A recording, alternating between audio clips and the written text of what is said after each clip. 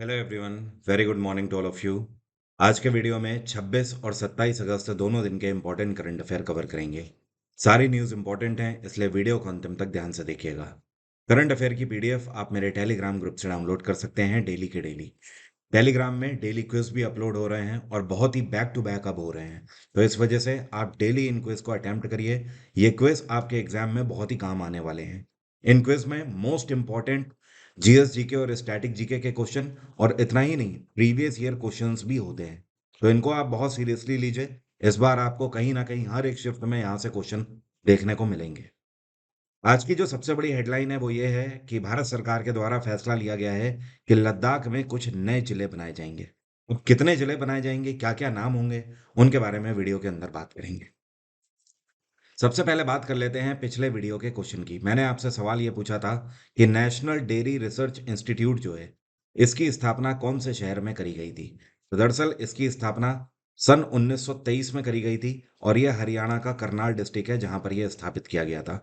तो कभी कभी आपसे पूछ देता है कि एनडीआरआई का हेडक्वार्टर क्या है, तो इसका हेडक्वार्टर करनाल है। इसके अलावा आगे चलकर 1989 में इन्होंने जिस तरीके से उत्कृष्ट कार्य किया है, इनको भारत सरकार की तरफ से यूनिवर्सिटी का भी दर्जा दे दिया गया है। एक और बात ध्यान रखें, पूरे भारत भर में सबसे ज्यादा दूध का उत्पादन हरियाणा के करनाल में ही किया जाता है। स्टैटिक जीके अगर आपको परेशान कर रही है, तो आप, ये मेरी किताब है जिसको मैंने पूर्ण रूप से लिखा हुआ है। इस किताब को लिखने में मुझे 3 साल का समय लगा है। इस किताब को मैंने हिंदी और अंग्रेजी दोनों भाषाओं में लॉन्च किया है। इसे आप अमेज़न से ऑर्डर करके अपने घर आज ही मंगा सकते हैं। इस किताब का लिंक वीडियो के डिस्क्रिप्शन में मैंने आपको दिया हुआ है। अमेज़न के अंदर 4.5 से ज़्यादा रेटिंग है इस किताब को। जिसने भी लिया है वो जानता है कि एग्ज़ाम के लिए कितनी ज़्यादा अप्रोप्रिएट है। इसमें मैंने कुछ भी नहीं छोड़ा हुआ है। टॉपिक के साथ-साथ हर एक टॉपिक से बनने वाले टोटल 2100 से ज़्यादा स्टैटिक जीके के क्वेश्चंस भी मैंने इस किताब में आपको दिए हुए हैं। एग्ज़ाम कोई भी हो, वन स्टॉप सॉल्यूशन है ये किताब आपके लिए।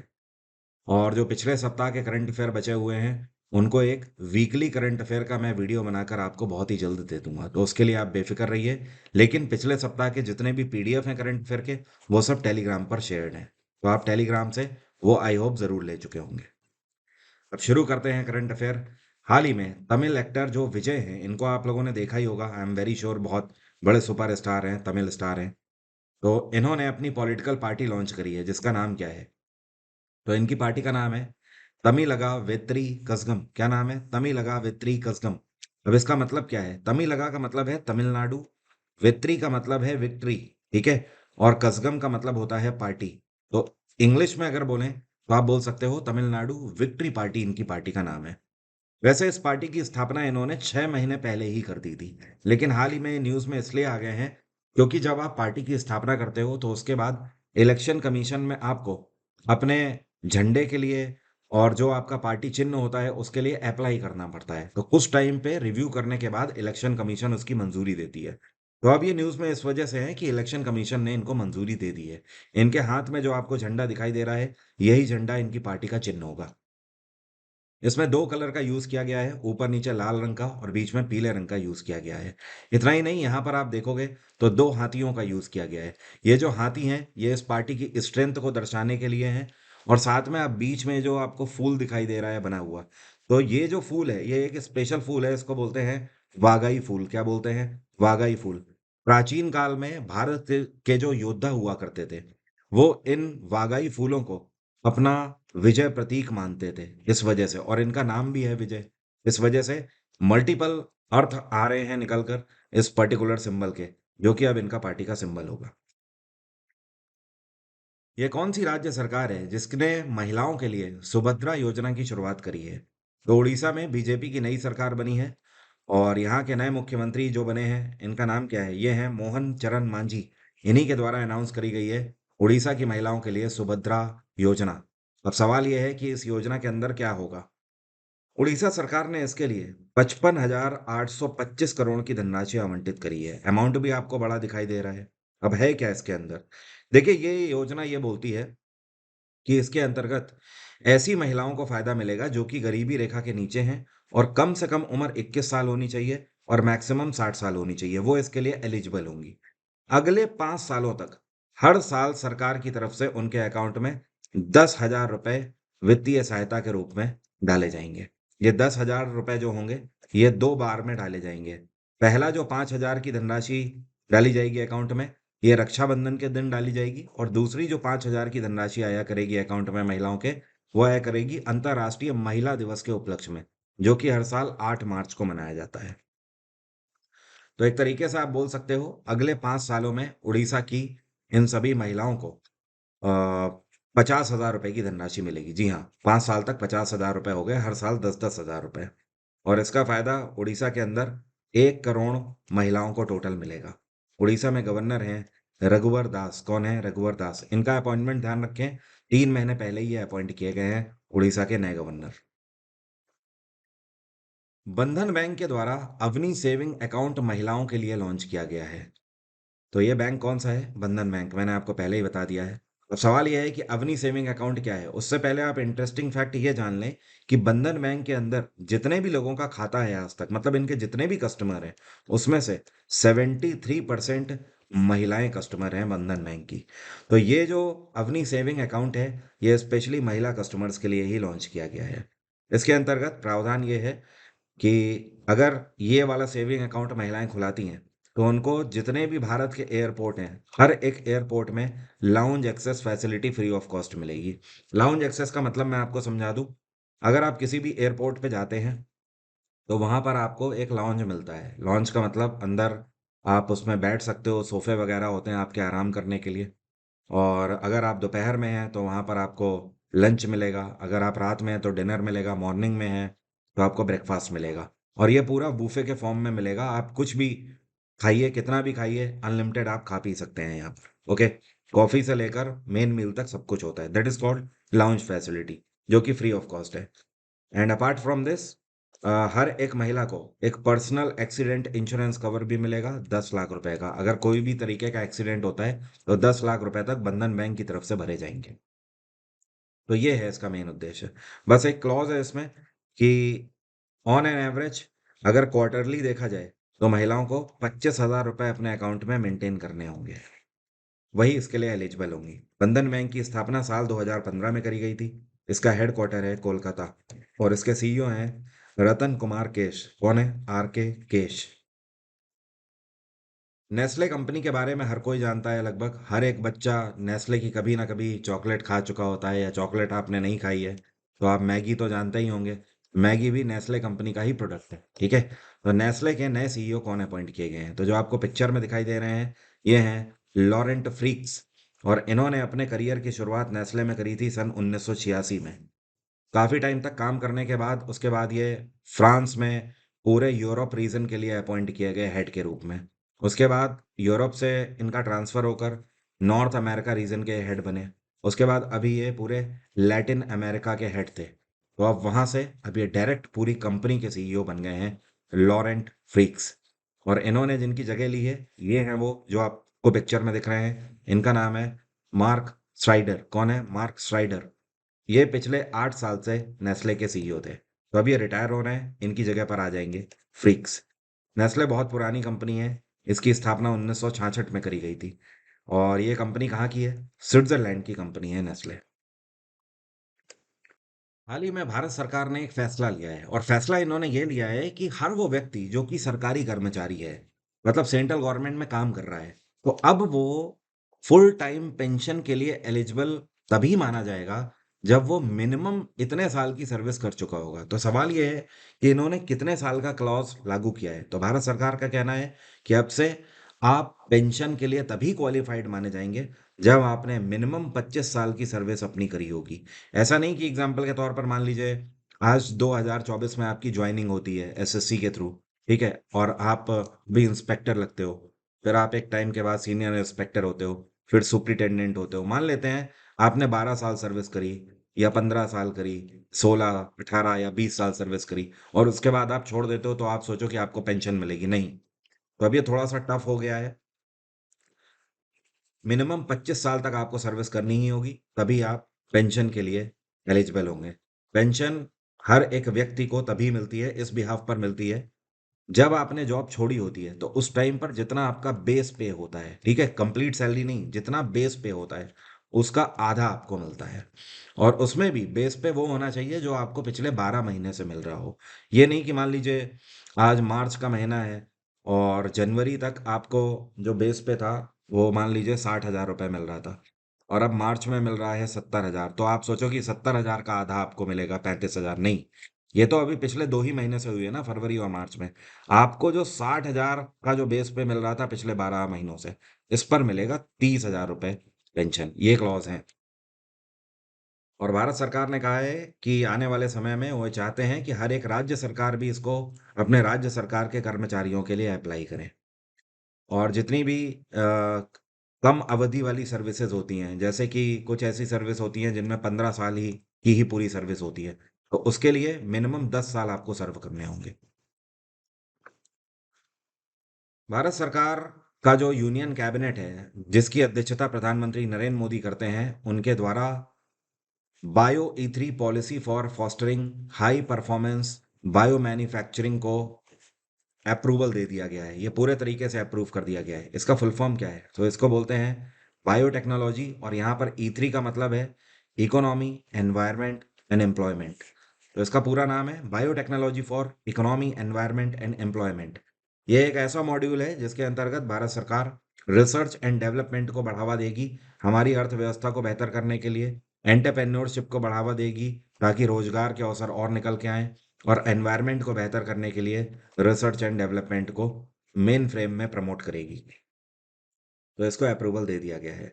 मेन उद्देश्य ये है कि नेट जीरो एमिशंस को हमें अचीव करना है। भारत में पूरे तरीके से पहली बार निर्मित, मतलब इंडिजिनसली, ये मेक इन इंडिया का हिस्सा है। तो पहली बार पूरे तरीके से भारत में निर्मित monkey pox RTPCR test kit launch करी गई है आंध्र प्रदेश की एक कंपनी जिसका नाम है मेडटेक जोन, इनके द्वारा। तो इसका नाम क्या है? इसका नाम रखा गया है Erba MDX monkey pox RTPCR kit. उस टाइम पहले आपको याद होगा जब कोविड आया था, तो उस टाइम पे इसी तरीके की कोविड टेस्टिंग किट लॉन्च करी जा रही थी। ये उसी तरीके से मंकी पॉक्स नाम की बीमारी को टेस्ट करने के लिए किट लॉन्च करी गई है मेडटेक जोन के द्वारा। यहाँ पर आप देख सकते हो मेक इन इंडिया का लोगो भी लगा हुआ है। मतलब ही इसका यह है कि पूरे तरीके से भारत में निर्मित है। अभी तक हर तरीके की जो ऐसे वैक्सीन और किट हुआ करते थे, वो हम दूसरे देशों से ही मंगाते थे। बट ये पहली बार है कि ये पूरे तरीके से भारत में ही बना है। आपको पता है मंकी पॉक्स नाम की ये जो डिसीज है, ये पहली बार एक स्थान था, या आप बोल सकते हो मंकी कॉलोनीज, जहां पर बंदरों की आबादी बहुत ज्यादा थी। तो वहां पर 1958 में ये बीमारी पाई गई थी। उसके बाद 1970 में ये बीमारी इंसानों में भी पाई गई। तब से इसके लिए लोग जागरूक होने लगे, और दुनिया भर की जो हेल्थ एजेंसीज हैं वो इसके लिए एक्टिव हो गई हैं। गृह मंत्रालय के द्वारा फैसला लिया गया है कि लद्दाख में कितने नए जिले बनाए जाएंगे। तो भारत सरकार ने हाल ही में फैसला लिया है कि नए 5 जिले बनाए जाएंगे लद्दाख रीजन के अंदर। और ये कौन कौन से जिले होंगे? एक तो आपका द्रास होगा, जिसको द्रास सेक्टर के नाम से आज की डेट में जाना जाता है। अब ये प्रॉपर जिला बन जाएगा, पहला। दूसरा जो होगा, ये कहलाएगा जांस्कर, जांस्कर की पहाड़ियों में स्थित। तीसरा जो होगा, ये होगा चंगथांग, यहाँ पर मैं लिख देता हूँ चंगथांग। चौथा डिस्ट्रिक्ट जो होगा, ये होगा शाम डिस्ट्रिक्ट। और पांचवा डिस्ट्रिक्ट जो होगा, ये होगा नुब्रा। ठीक है, नुब्रा वैली आपने नाम सुना होगा। तो ये 5 नए डिस्ट्रिक्ट होंगे। प्रॉपर विस्तार से मैंने पीडीएफ में लिख दिया है, तो आप पीडीएफ जरूर एक बार देख लीजिएगा। और इससे पहले लद्दाख के अंदर 2 डिस्ट्रिक्ट हुआ करते थे। एक तो आपका लेह हुआ करता था, और दूसरा कारगिल हुआ करता था। तो 2 + 5, अब टोटल 7 डिस्ट्रिक्ट लद्दाख के अंदर हो जाएंगे। भारत सरकार का कहना है कि लद्दाख के अंदर इंडस्ट्रियलाइजेशन को, लोगों को रोजगार देने के लिए, इन सारी चीज़ों को बढ़ावा देने के लिए इन्हें डिस्ट्रिक्ट्स के रूप में बांटना ज़रूरी है, ताकि एडमिनिस्ट्रेशन बेहतर हो पाए और हर जगह पर सारी चीज़ों पर, छोटी छोटी चीज़ों पर, इंफ्रास्ट्रक्चर पर ध्यान दिया जा सके। लद्दाख में इस टाइम पे लेफ्टिनेंट गवर्नर हैं इंडियन आर्मी से रिटायर्ड ब्रिगेडियर बीडी मिश्रा। कौन है? बीडी मिश्रा। ये कौन से देश के नेता हैं, या आप बोल सकते हो सुप्रीम लीडर हैं, जिनके द्वारा एक नया सुसाइड ड्रोन लॉन्च किया गया है? तो यह है नॉर्थ कोरिया के डिक्टेटर, या आप बोल सकते हो supreme leader, Kim Jong Un. कौन है? Kim Jong Un. हमेशा न्यूज़ में रहते हैं अपने अजीबोगरीब करतबों की वजह से, और हाल फिलहाल में ही नॉर्थ कोरिया के द्वारा ऐसे ड्रोन्स का सफलतापूर्वक परीक्षण किया, एक्सप्लोसिव पेलोड ले भी जा सकते हैं और दुश्मन के ठिकानों में वहीं पे जाके पूरे तरीके से ब्लास्ट हो जाएंगे। मतलब आपने सुना होगा आत्मघाती हमला होता है ना, कि जिसमें इंसान अभी तक आते थे और बेल्ट में बॉम्ब लगा कर आते थे और बॉम्ब बेल्ट में ट्रिगर होता था, उसे दबाते थे और वहीं पर फट जाते थे, विस्फोट हो जाते थे, तो आसपास कई लोगों को लेकर मरते थे। तो अब ऐसी चीज़ों से निजात पाने के लिए नॉर्थ कोरिया ने सुसाइड ड्रोन्स लॉन्च करना स्टार्ट किया है। ओके। और ये बड़े से बड़े बंकर को भी ध्वस्त करने में पूरे तरीके से कारगर होंगे। और इनके साथ जो जीपीएस सिस्टम है वो भी काफ़ी एक्यूरेट बताया जा रहा है। इसकी टेस्टिंग में नॉर्थ कोरिया के leader Kim Jong Un personally थे वहाँ पर, और कई घंटों का टेस्ट था, वो पर्सनली वहाँ पर मौजूद रहे हैं। ये चीज़ ये दर्शाती है कि वेपन्स को लेकर नॉर्थ कोरिया के जो लीडर हैं किम जोंग उन, उनका कितना इंटरेस्ट है। नॉर्थ कोरिया की कैपिटल क्या है? इसको बोलते हैं प्योंगयांग। क्या बोलते हैं? प्योंगयांग। चिराग पासवान काफ़ी न्यूज़ में रहते हैं सत्ता में, तो इनके द्वारा एक बार इन्हें री इलेक्ट किया गया है लोक जनशक्ति पार्टी में प्रेसिडेंट के रूप में। कितने सालों तक ये प्रेसिडेंट रहेंगे? तो अगले 5 सालों के लिए एक बार फिर से अनअनोमसली इलेक्ट कर लिए गए हैं चिराग पासवान। पार्टी के अध्यक्ष थे और अब अगले 5 सालों तक भी रहेंगे। लोक जनशक्ति पार्टी के जो मेन लीडर थे ये थे रामविलास पासवान, और ये पहले जनता दल से बिलोंग करते थे, लेकिन 2000 में इनके मतभेद हो गए थे जनता दल से। तो इन्होंने फैसला लिया कि जनता दल से हट जाएंगे और अपनी खुद की नई पार्टी की स्थापना करेंगे। उस टाइम पर सन 2000 में रामविलास पासवान ने लोक जनशक्ति पार्टी की स्थापना करी थी। और जब इन्होंने पार्टी की स्थापना करी थी तो जो पिछड़ा वर्ग है बिहार का, उसके अंदर इनकी अच्छी खासी पकड़ थी। आगे कई सालों तक भी अच्छी पकड़ वहां पे इनकी रही है। ये कौन है जिनके द्वारा Dutch formula one grand prix 2024 का अपने नाम कर लिया है? तो इसको ब्रिटिश खिलाड़ी लैंडो नॉरिस ने इस बार जीत लिया है। और कमाल की बात यह रही कि लैंडो नॉरिस ने सेकंड नंबर पे आए मैक्स वेर्स्टन को 20 सेकंड के गैप से हराया है। मतलब 20 सेकंड बहुत बड़ा गैप होता है इन रेसिंग्स में। यहाँ पर तो नैनो सेकंड में भी बात चलती है, बट 20 सेकंड बहुत बड़ा है डिफरेंस। सेकंड नंबर पे मैक्स वेर्स्टन रहे, ये बेल्जियम के खिलाड़ी हैं। और थर्ड नंबर पे चार्ल्स लेरक रहे।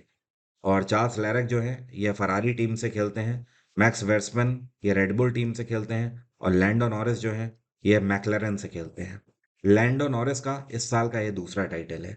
इससे पहले इन्होंने मियामी ग्रैंड प्रिक्स भी जीता था। और इस साल 2 टाइटल जीतने के साथ ही इन्होंने लुइस हैमिल्टन की बराबरी कर ली है। लुइस हैमिल्टन ने भी इस साल 2 टाइटल ही जीते हैं। एक तो इन्होंने ब्रिटिश ग्रैंड प्रिक्स जीता है इस साल का, और दूसरा इन्होंने बेल्जियन ग्रैंड प्रिक्स भी जीता है। इस साल सबसे ज्यादा ग्रैंड प्रिक्स जीत के नंबर 1 पे कौन चल रहे हैं? मैक्स वेर्स्टन। टोटल 7 ग्रैंड प्रिक्स ये जीत चुके हैं। वैसे आपको बता दूं, 2 महीने पहले ही इनके 7 ग्रैंड प्रिक्स हो चुके थे, लेकिन पिछले 2 महीने से मैक्स वेर्स्टन ने कोई भी रेस नहीं जीती है। जुलाई में भारत किस देश को पछाड़कर रूस से तेल खरीदने वाला सबसे बड़ा इंपोर्टर बन गया है? तो ये है चीन। चीन को पछाड़ते हुए भारत रशिया से ऑयल परचेज करने वाला सबसे बड़े लेवल पर कंट्री बन गया है। और अगर बात करें इससे पहले, तो चाइना जो इंपोर्ट कर रहा था वो 1.76 मिलियन बैरल पर डे कर रहा था इंपोर्ट रशिया से। मतलब ये पर डे की बात हो रही है, 1.76 मिलियन बैरल प्रत्येक दिन। लेकिन भारत ने कैसे बचाड़ा? आप समझ लीजिए कि पूरे जुलाई भर भारत ने रशिया से per day 2.07 million barrel per day मंगाई है, तो जो कि काफी आगे है चाइना से। अब इस टाइम पर भारत जितना भी तेल इंपोर्ट कर रहा है दुनिया भर के कई देशों से, उसमें से 44% अकेले हम रशिया से कर रहे हैं। क्लियर है? मतलब आप बोल सकते हो लगभग आधा हम रशिया से ही मंगा रहे हैं। और इसका सबसे बड़ा रीजन ये है कि अभी रशिया यूक्रेन का वॉर चलते पूरे यूरोपियन कंट्रीज ने और जितने भी वेस्टर्न कंट्रीज हैं उन सब ने रशिया के ऊपर बैन लगा दिया। सब ने कहा कि भाई हम आपसे तेल नहीं खरीदेंगे। इवन खेल वेल से भी इनको बैन कर दिया गया था। तो इसका फायदा भारत सरकार ने उठाया। भारत ने कहा कि हाँ भाई, अब ऐसे में तो जब आपसे कोई तेल नहीं खरीद रहा है तो रशिया मजबूर हो गया सस्ते दामों में तेल देने के लिए। तो इस वजह से भारत ने इसका फायदा उठाया है और हमें जो कच्चा तेल है वो रशिया से सस्ते दामों में मिल रहा है। और हम इसी के चलते टॉप ऑयल बायर बन गए हैं रशिया के।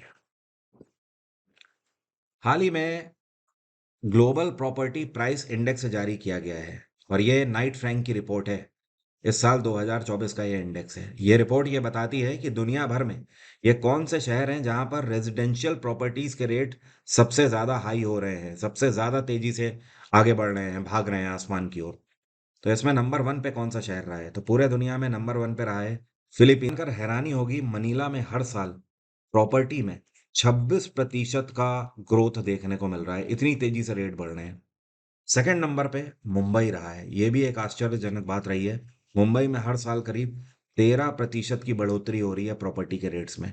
तीसरे नंबर पे दूर नहीं है दिल्ली, मतलब नई दिल्ली तीसरे नंबर पे रही है। दिल्ली में हर साल प्रॉपर्टी में 10% से भी ज्यादा ग्रोथ देखने को मिल रही है। तो ये टॉप 3 सिटीज हैं पूरे दुनिया के, जिसमें से 2 भारत के शहर हैं। चौथे नंबर पे अमेरिका का लॉस एंजल्स है और पांचवें नंबर पे मियामी है। पूरी लिस्ट है जो कि मैंने पीडीएफ में आपको दे रखी है। भारत के पहले रीयूजेबल हाइब्रिड रॉकेट को लॉन्च किया गया है फिलहाल में। इसका नाम क्या है? तो इसका नाम रखा गया है रूमी। क्या नाम नाम रखा गया है? रूमी वन। एक कंपनी है, प्राइवेट कंपनी है ये, जिसका नाम है स्पेस जोन। इसी के द्वारा इसको लॉन्च किया गया है। और स्पेस जोन का जो रूमी मिशन है, इसको आनंद मेघालिंगम के द्वारा लॉन्च किया जा रहा है। देखिए, अभी तक क्या होता था कि रॉकेट कोई भी हमारा सैटेलाइट जब लेके जाता था, तो वहां पे ऊपर जाते जाते वो डिस्ट्रॉय हो जाता था और वहीं पे जाके एक तरीके से, पूरे तरीके से डिसॉल्व हो जाता था। बट अभी ऐसा नहीं है। ये जो रॉकेट होगा, ये वहां पे सैटेलाइट्स को लॉन्च करने के बाद ये पैराशूट में कन्वर्ट होगा, और वो भी एक ऐसा पैराशूट जो कि जीपीएस एक्टिवेट होगा और रिमोटली ये ऑपरेट हो पाएगा इलेक्ट्रॉनिकली। वापस से ये अपनी लोकेशन पे आ जाएगा और रीयूजेबल होगा, मतलब इसका दोबारा से यूज किया जा सकेगा। तो बड़ी चीज ये है कि ये अब जो प्रोसेस होगा ये काफी कॉस्ट इफेक्टिव हो जाएगा पहले से। ये कौन से क्रिकेटर हैं जिन्होंने अभी हाल ही में, चाहे इंटरनेशनल फॉर्मेट हो चाहे डोमेस्टिक फॉर्मेट हो, सभी को क्रिकेट में अलविदा कह दिया है? तो ये हैं शिखर धवन। और सोशल मीडिया में काफ़ी हलचल भी है। इन्होंने बहुत ही सिंपल तरीके से और एक वीडियो बनाकर अपना रिटायरमेंट अनाउंस कर दिया है। शिखर धवन ने साल 2004 में डोमेस्टिक क्रिकेट के अंडर 17 वर्ल्ड कप में 3 सेंचुरीज मारी थी और 505 रन बनाए थे। लेकिन उसके बाद भी अंतर्राष्ट्रीय क्रिकेट में दरवाजे इनके लिए देर से खुले। साल 2010 में इनके लिए दरवाजे खुले थे अंतर्राष्ट्रीय क्रिकेट में। और बहुत बड़ा या लंबा तो नहीं बोल सकते, बट हाँ, ठीक ठाक इनका करियर रहा है। बट हाँ, इनका जो आईसीसी वर्ल्ड कप और आईसीसी नेटवेस्ट ट्रॉफी जो है, उसमें रेट ऑफ स्ट्राइक रेट देखें या फिर रेट ऑफ बैटिंग देखें, तो 65 से ऊपर का है, जो कि काफी अच्छा है। ये कौन सा देश है जिसके द्वारा बहुत ही एक इंटरेस्टिंग लॉ पास किया गया है, जिसका नाम है राइट टू डिस्कनेक्ट? तो इसको पास किया गया है ऑस्ट्रेलिया में, प्रधानमंत्री हैं एंथनी एल्बनीज, इनके द्वारा पास किया गया है। अब देखिए, एक तो होता है राइट टू कनेक्ट भाई की, जिससे हमें कनेक्ट होने का अधिकार है। यहाँ पर बात हो रही है राइट टू डिस्कनेक्ट की। डिस्कनेक्ट का राइट इसलिए ऑस्ट्रेलियन गवर्नमेंट ने पास किया है कि भाई एम्प्लॉयज की काफी कंप्लेन बढ़ती चली जा रही थी। एम्प्लॉयज का कहना था कि मान लीजिए सुबह 9 से लेकर शाम 5 तक मेरा ऑफिस होता है। 5 बजे के बाद भी जब मैं घर आ जाता हूँ, तो मेरा बॉस मुझे परेशान करता है, कभी फोन कर रहा है, कभी ईमेल कर रहा है, उसका रिप्लाई करने को बोल रहा है, कभी वापस से ऑफिस आने की बात कर रहा है। इस तरीके की चीज़ों से लोग परेशान थे। तो अभी क्या है, हर एक एम्प्लॉय का राइट होगा इस लॉ के अंतर्गत कि वो अपने बॉसेस को डिसकनेक्ट कर सकते हैं।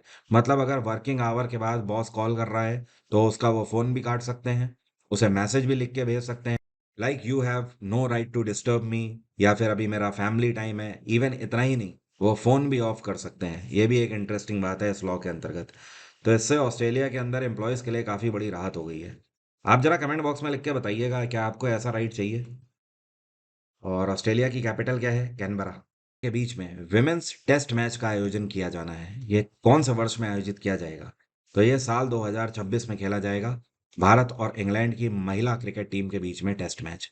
फिलहाल अगर 2025 की बात करें, तो अगले साल भारतीय और इंग्लिश टीम के बीच में 3 ओडीआई की एक सीरीज होनी है और 5 T20 मैचेस की एक सीरीज होनी है।